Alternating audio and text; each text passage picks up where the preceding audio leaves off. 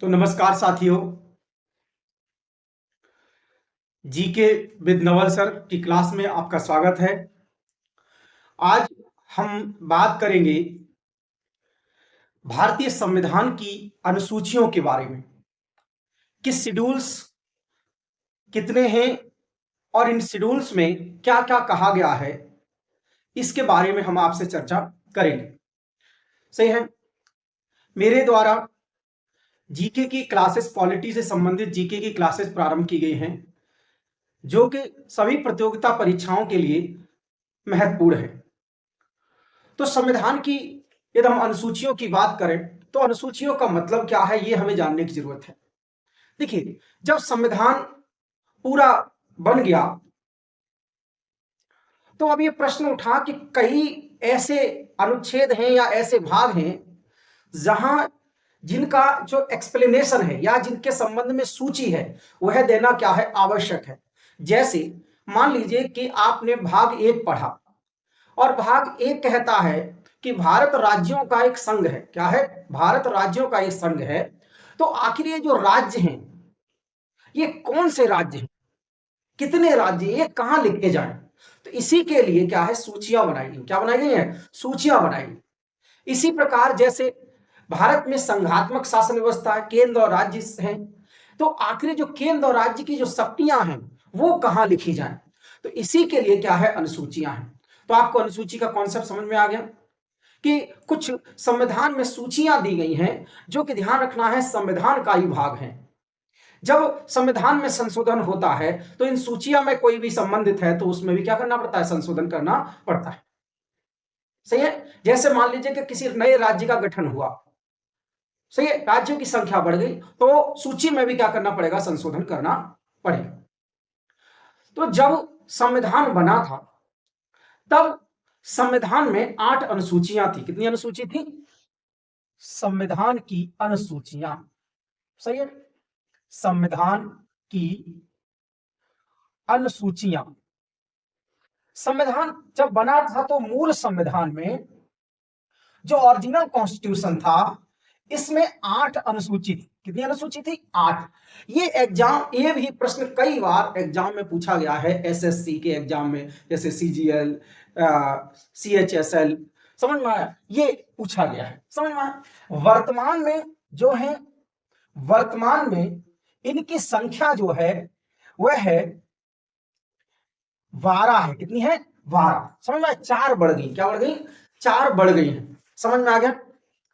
अब ये कौन सी बढ़ गई है, इस पर हम बातचीत करें। तो देखिए, पहली जो अनुसूची है, जो पहली अनुसूची है, पहली अनुसूची जो संबंधित है वह है राज्य और संघ राज्य क्षेत्र से।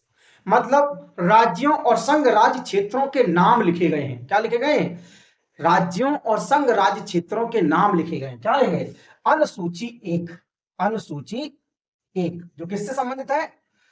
राज्यों प्लस संघ राज्य, संघ शासित प्रदेश, संघ शासित प्रदेश। सही है।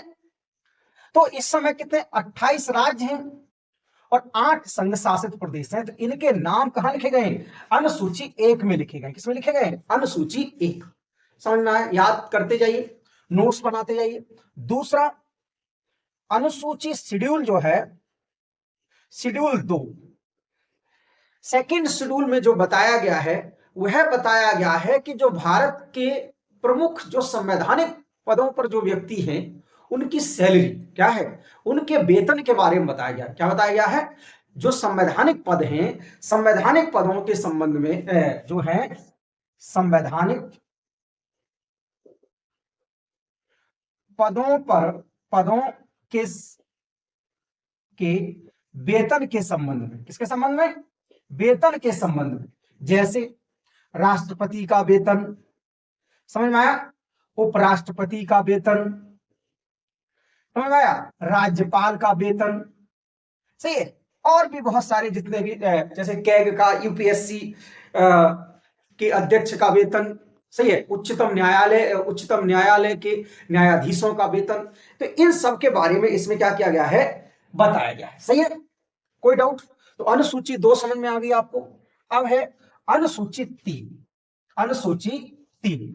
तो अनुसूची 3 में जो है बताया गया है जो प्रमुख संवैधानिक पद हैं उनके शपथ के बारे में। किसके बारे में बताया गया है? शपथ का प्रारूप बताया गया। क्या बताया गया है? शपथ का प्रारूप।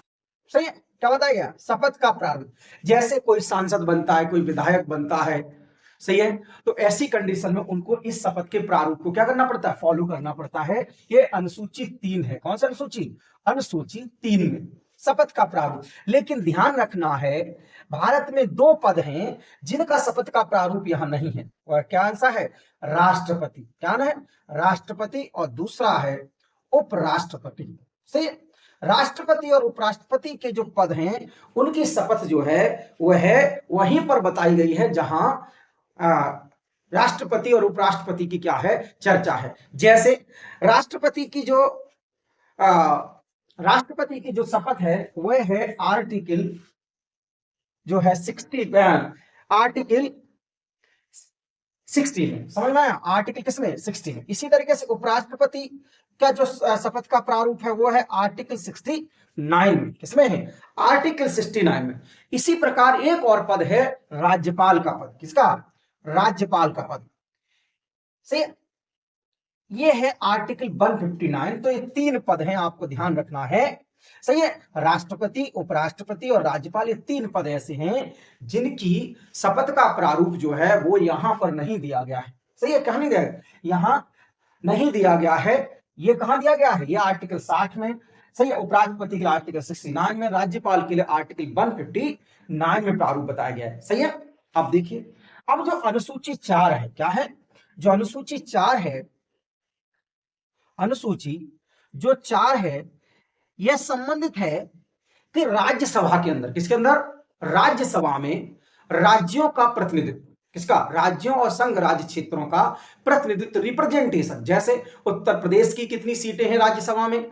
मध्य प्रदेश की सीटें, राजस्थान की सीटें। कहां? संसद का एक भाग, संसद का एक हाउस है जिसका नाम है राज्यसभा। तो राज्यसभा में यूपी से कितने मेंबर्स आएंगे, बिहार से कितने मेंबर्स आएंगे, मध्य प्रदेश से कितने मेंबर्स आएंगे, ये बताया गया है। क्या बताया गया है? यहां पर जो है राज्यसभा में, राज्यसभा में राज्यों का प्रतिनिधित्व, राज्यों का प्रतिनिधित्व। सही है, राज्यसभा में राज्यों का जो है वह प्रतिनिधित्व बताया गया। क्या बताया गया है? राज्यसभा में राज्यों का प्रतिनिधित्व बनाया गया है आर्टिकल 4 में। किसमें? आर्टिकल 4 में बताया गया है। समझ में? ये कई बार प्रश्न ये पूछा गया है कि अनुसूची 4 किससे संबंधित है? तो राज्यसभा में राज्यों और संघ राज्य क्षेत्र दोनों आ जाएगा। इसमें संघ शासित प्रदेश की, संघ शासित प्रदेश भी आ जाता है।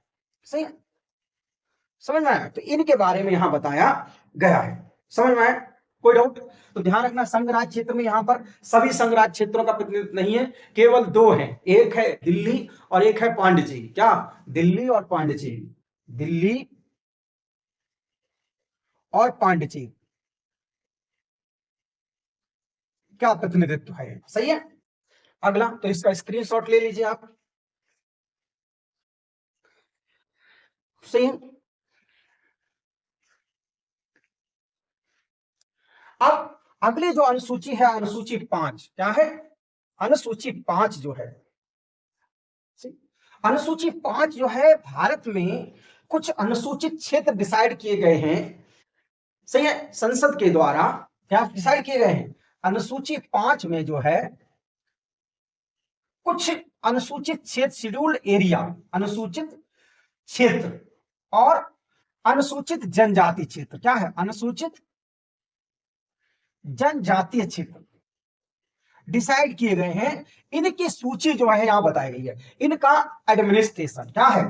प्रशासन एवं नियंत्रण के संदर्भ में बताया गया है यहां पर। सही है।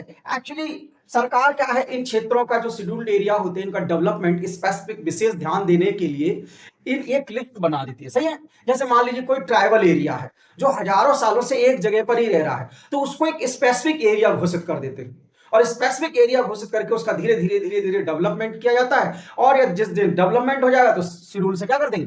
बाहर। सही, यहां पर विशेष सुविधाएं दी जाती है। समझ में आया? अगला क्या है? अनुसूची 6। अनुसूची 6, इस अनुसूची 6 में भारत के 4 राज्य, क्या है, 4 राज्य हैं, उनके जो शेड्यूल्ड एरिया हैं उनका एडमिनिस्ट्रेशन के बारे में बताया गया है। कौन कौन से, असम, त्रिपुरा, मेघालय, और मिजोरम, आप याद भी कर सकते हैं एटीएम स्क्वायर। असम, त्रिपुरा, मेघालय, मिजोरम के जो जनजातीय क्षेत्र का प्रशासन के जनजातीय क्षेत्रों का प्रशासन, क्या क्षेत्रों का प्रशासन, समझ में आया? असम, त्रिपुरा, मेघालय, मिजोरम के जनजातीय क्षेत्रों का प्रशासन। तो अनुसूची 6 में भी ये भी कई बार प्रश्न पूछा गया है कि अनुसूची 6 किससे संबंधित है, तो असम, त्रिपुरा, मिजोरम, सही है, मेघालय के जनजातीय क्षेत्रों का प्रशासन और नियंत्रण से संबंधित है। क्या है, और नियंत्रण से ये क्या है, संबंधित है, आपको ध्यान रखना है। अगली अनुसूची क्या है, अनुसूची 7। इस अनुसूची 7 में केंद्र और राज्य के मध्य शक्तियों का बंटवारा किया गया है। क्यों किया गया है, क्योंकि भारत में संघात्मक शासन व्यवस्था है, फेडरल सिस्टम है। क्या है, संघात्मक शासन व्यवस्था है, अर्थात केंद्र और राज्य हैं, तो केंद्र और राज्य के मध्य में शक्तियों का विभाजन किया गया है। किसके बीच में, सही है, इसमें क्या है, केंद्र और राज्य, केंद्र राज्य में शक्तियों का विभाजन, शक्तियों का क्या किया गया है, शक्तियों का विभाजन किया गया है, सही है। इसमें 3 अनुसूची है, 3 सूची है। पहली सूची है संघ सूची। कौन सी सूची है, संघ सूची। दूसरी है राज्य सूची, और तीसरी है समवर्ती सूची। कौन सूची, समवर्ती सूची। संघ सूची, राज्य सूची और समवर्ती सूची, सही है। संघ सूची पर केंद्र सरकार का नियंत्रण होता है, केंद्र सरकार कानून बना सकती है। राज्य सूची पर राज्य सरकार, और समवर्ती सूची पर दोनों, सही है, केंद्र सरकार और राज्य सरकार दोनों ही क्या कर सकती हैं, कानून बना सकती है। समझ में आया? तो संघ सूची, राज्य सूची और समवर्ती सूची ये बताई गई है अनुसूची 7 में। अब है अनुसूची 8। कौन सी है, अनुसूची 8। अनुसूची जो 8 है, अनुसूची 8 जो है वह है भाषाओं से संबंधित है। किससे संबंधित है, भाषाओं से संबंधित है, सही है। किससे संबंधित है, भाषाओं से संबंधित है। तो जो मूल संविधान था, मूल संविधान में 8वीं अनुसूची के तहत 14 भाषाएं थी। कितनी भाषाएं थी, 14 भाषाएं शामिल थी, लेकिन वर्तमान में इसमें 22 भाषाएं हैं। कितनी भाषाएं हैं, 22 भाषाएं हैं। समझ में आया? जब आपको भाषाओं वाला चैप्टर पढ़ाएंगे तो डिटेल में आपसे चर्चा करेंगे पूरा। समझ में आया? तो अनुसूची 8 जो है वह भाषाओं से संबंधित है, जिसमें जो मूल संविधान था इसमें 14 भाषाएं थी, मूल संविधान में 14 भाषाएं थी, और वर्तमान में 22 भाषाएं हैं। कितनी भाषाएं हैं, 22 भाषाएं हैं। तो भाषाओं से संबंधित है, सही है। तो ये 8 अनुसूची जो कि मूल संविधान में थी। समझ में आ गया? अगला इसका स्क्रीनशॉट ले लीजिए आप। समझ में आया? स्क्रीनशॉट आप ले लीजिए, नोट्स जरूर बनाइए आप, तभी आप क्वेश्चंस को क्या कर पाएंगे, सॉल्व कर पाएंगे, सही है। अगला 9वीं अनुसूची। क्या है, 9वीं अनुसूची। देखिए 9वीं अनुसूची, 9वीं अनुसूची संविधान में प्रथम संविधान संशोधन 1951 द्वारा जोड़ी गई। कब जोड़ी गई, फर्स्ट कॉन्स्टिट्यूशन अमेंडमेंट, प्रथम संविधान संशोधन 1951 कब जोड़ी गई, प्रथम संविधान संशोधन 1951। यह अनुसूची जो है भूमि सुधार से संबंधित है। किससे संबंधित है, भूमि सुधार से संबंधित है, सही है। किससे संबंधित है, भूमि सुधार से संबंधित है, समझ में आया? तो लिख लीजिए इसको, भूमि सुधार से संबंधित। इसमें ध्यान रखना कि कोई भी विषय यदि 9वीं अनुसूची में चला जाता है तो वहां पर पूरे संसद के अधिकार क्या हो जाते हैं, कम हो जाते हैं, और कुछ नहीं। समझ में आया? अब है 10वीं अनुसूची, 10वीं अनुसूची, 10वीं अनुसूची जो है यह है जो है ये जोड़ी गई है 52वें संविधान संशोधन के माध्यम से। कब? 1985 में। सही है, 52वें संविधान संशोधन, 52वें संविधान संशोधन 1985। और ये जो है ये अनुसूची है वह है दल बदल से संबंधित। कैसे संबंधित है? दल बदल कानून से संबंधित है, दल बदल कानून से संबंधित है। सही है, तो लिख लीजिए। अगली 11वीं अनुसूची, 11वीं अनुसूची जो कि पंचायतों से संबंधित है। कैसे संबंधित है? पंचायतों से संबंधित है। इसे जो है इसे 91वें संविधान संशोधन के माध्यम, नहीं 73वें संविधान संशोधन, किसने? 73वें संविधान संशोधन 1992 द्वारा जोड़ा गया। कब जोड़ा गया? 73वें संविधान संशोधन 1992 द्वारा इसे क्या किया गया है? जोड़ा गया है। अगली 12वीं अनुसूची, कौन सी अनुसूची? 12वीं अनुसूची, 12वीं अनुसूची जो है वह है नगर पालिकाओं से संबंधित है। किस संबंधित है? नगर पालिका, जो म्युनिसिपैलिटीज होती हैं उससे संबंधित है। इसे 74वें संविधान संशोधन द्वारा जोड़ा गया। कब जोड़ा गया? 74वें संविधान संशोधन 1992, तो इसको भी 1992 में ही क्या किया गया है? जोड़ा गया है। ध्यान रखना, जो 11वीं अनुसूची है इसमें 29 विषय हैं। कितने विषय हैं?